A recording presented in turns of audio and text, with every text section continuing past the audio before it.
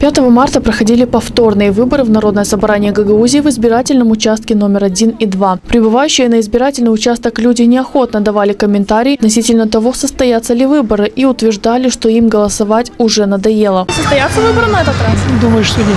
А почему? Явка нет, у нас на нашем листе всего один человек. Состоятся, конечно. Комментарий. Вы думаете, выборы состоятся? Ну, сомневаюсь. Народ уже не уверен в этом. Уже надоело людям это все.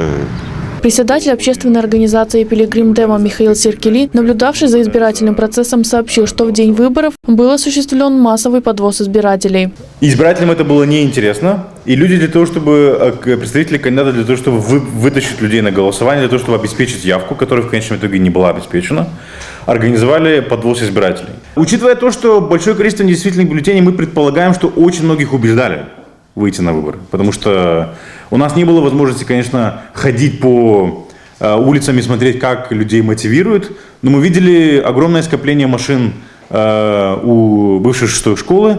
Также господин Серкели обратил внимание на наличие неприемлемых действий со стороны участкового избирательного бюро. У нас сложилось впечатление, что, в принципе, в любом случае от участковых избирательных бюро приходила информация относительно того, кто голосовал, кто не голосовал. Хотелось бы, чтобы этой практики тоже не было, да, чтобы участковое избирательное бюро сотрудничали с кандидатами и их представителями только в рамках закона.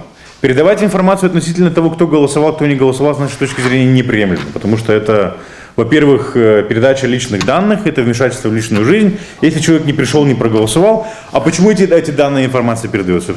Понятное дело, почему. Для того, чтобы пойти этого избирателя и попросить или мотивировать культурно или некультурно выйти и проголосовать. Явка избирателей определена. На первом избирательном участке она составила 32,1%, при установленном законом пороге 33,3%. В адрес избирательной комиссии была направлена жалоба кандидата Виталия Драгоя, в которой он ссылался на то, что включенное в список число избирателей необоснованно завышено, так как в первом туре 20 ноября по основным спискам было включено 5590 избирателей. Центральная избирательная комиссия Гагаузии на заседании отклонила жалобу кандидата Виталия Драгоя, пояснив тот факт, что включение избирателей в списки требует законодательства. По первому избирательному участку 1/1 в дополнительных списках было 37 человек.